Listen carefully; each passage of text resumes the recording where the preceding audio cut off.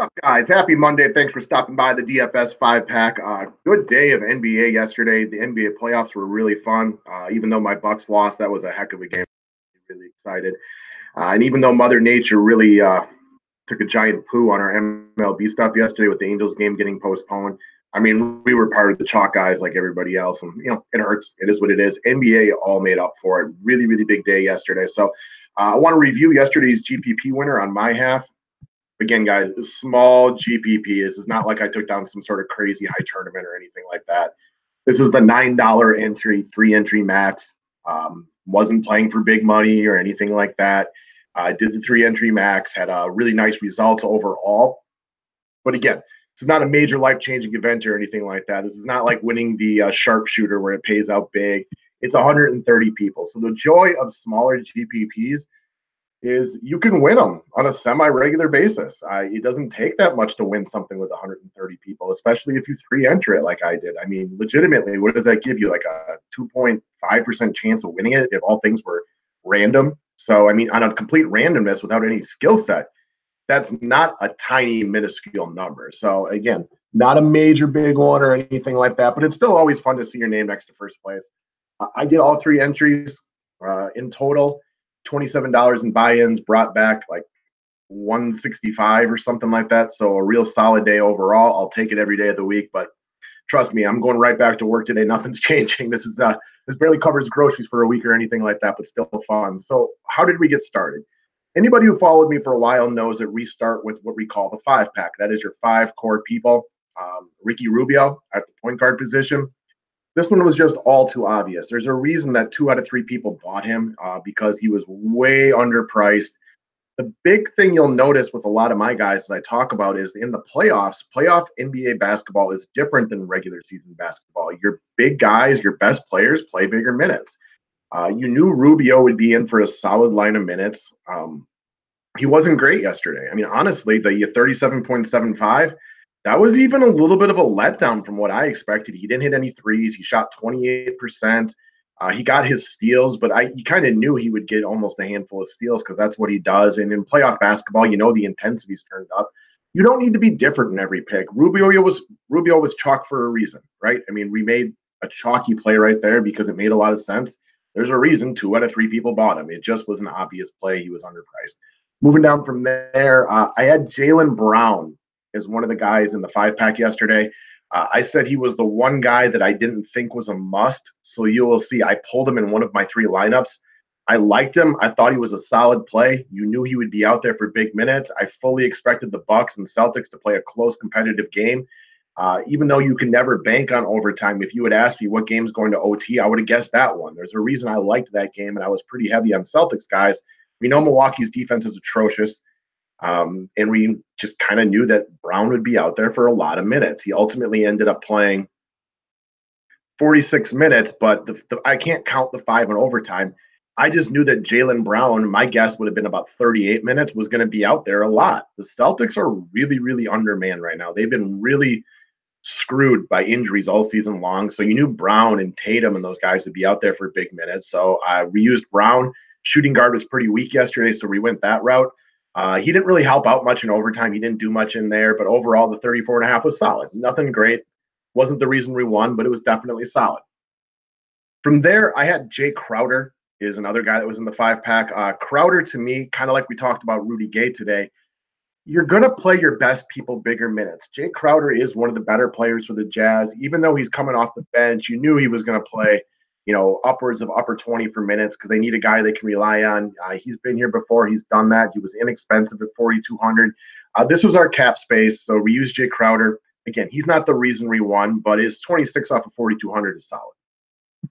All right, then we get to Al Horford. Wow, exact same ownership percentage as Ricky Rubio.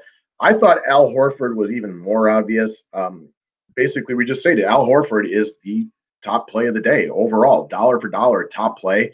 A lot of people agreed. That's, again, why he was about 2/3 owned. Picked up a few extra points in OT, but I think he had 50 before overtime even started. So it was just a great play. He'd had really good games against Milwaukee all year. We know how bad Milwaukee is against big men. We knew that as a veteran presence in this lineup that he'd be a go-to guy all day long. I thought it was the most obvious pick of the playoffs so far. We rode him 100%. again, a lot of people agreed. Well, it wasn't being different here. Everybody was on the side almost. He's 2/3 owned in GPPs. I bet he was even higher in cash games. So it's just an obvious pick.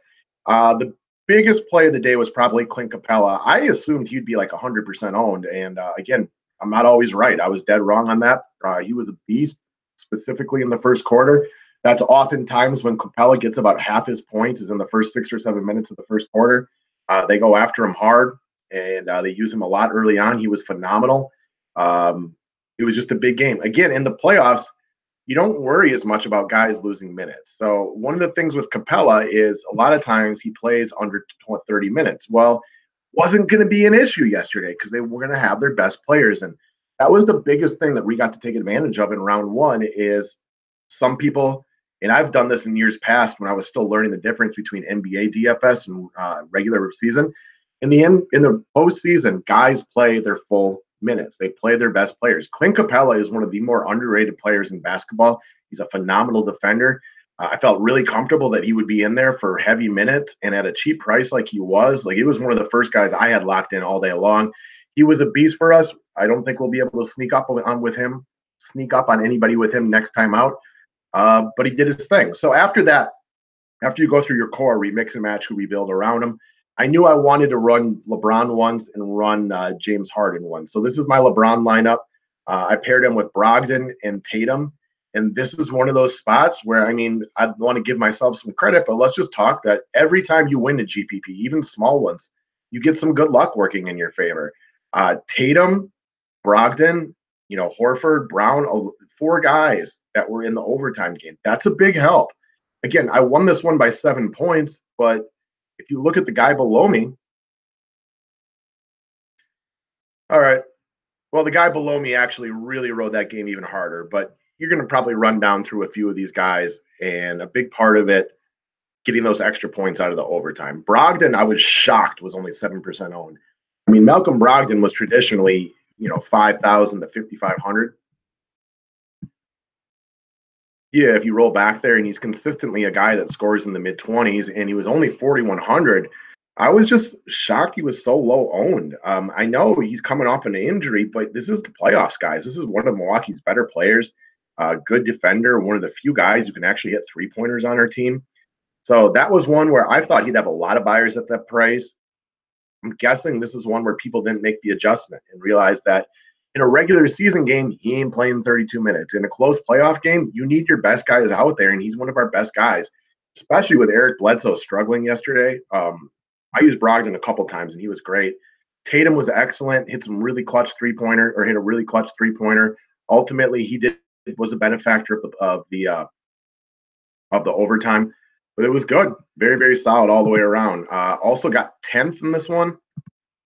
The lineup is pretty much the same: Rubio, Jaylen Brown, Crowder, Horford, Capella. And then we went to James Harden. I stated on the video yesterday that I thought Harden was the stud play of the day. He was. I am shocked at 7% ownership on James Harden. That's one that makes no sense to me. I don't get it. I mean, if he's 7% owned and LeBron is, what was LeBron? 38? I mean, did people go to Westbrook yesterday? Well, look around for him. I wasn't even thinking. Like, Westbrook was 21%? Okay. I thought Harden was the best big money guy. He was, not by a country mile or anything like that. Again, they were all relatively close. So he was just a piece. Kevin Love ended up being solid. And in order to get those guys in a lineup like I wanted to do, I had to pay down somewhere. I took a chance with Tyler Zeller. He wasn't good. And even more than he wasn't good, he wasn't really in the rotation, which was the bigger part of it. And I think I wrote in the write-up yesterday that this was a guess. If Tyler Zeller gets his minutes, he could easily give us 25 tonight. And I like the idea of the upside right there. And if that had happened, this would have been the GPP winner for me. On the other hand, or it would have been right up there. I was wrong. He didn't get his minutes. John Henson played excellent yesterday and completely outdid him. So there was no reason to run Tyler Zeller. Henson had a handful of blocks and played well, so there wasn't any reason to go there. Just wrong. And again, you're going to be wrong sometimes, and I was dead wrong right there. And the last one, we got 18th out of 29. Again, pretty much the same core. Rubio, Crowder, Horford, Capella. This is the one where I pulled Jaylen Brown because even like I said in the write-up, he was the one guy I didn't think was a must. But I knew I wanted to get some Giannis exposure. Giannis had been really good against Boston this year. Again, he fouled out in the overtime on a bad call, but he was good throughout the game. I mean, he's got to have the ball in his hand a lot if Milwaukee wants to win. I said on the video yesterday, we've been picking on Karl Anthony Towns against Houston all season long, and I didn't like him nearly as much yesterday because my thought process was Towns' big numbers against Houston are a benefactor of the extreme pace of play that Houston forces Minnesota into in the regular season. Playoff basketball is different. I was not expecting big things from Towns, and as you can see, a lot of other people didn't. But I wanted to chance him. I wanted to take advantage and see if he would go beast mode in his first game, and I didn't think he would get a lot of buyers, and I was right. Now, I was right about the not a lot of buyers. I was right that he didn't play well. I was wrong to use him. I wanted to take that gamble once. This is the reason this one didn't score nearly as well. He just wasn't very good. Thankfully, Giannis did enough to make up for a little bit of it, and then I needed a cheap guy to get in there.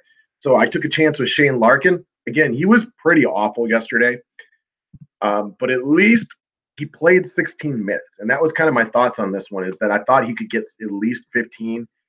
He just didn't play well. You know what I mean? Like, I mean, that's just what it was. I took a chance on it. He didn't play well. It was wrong, but you move on from there. So, again, I think this was fun just to kind of talk this over, but just to kind of go through the differences between playoff and regular season basketball.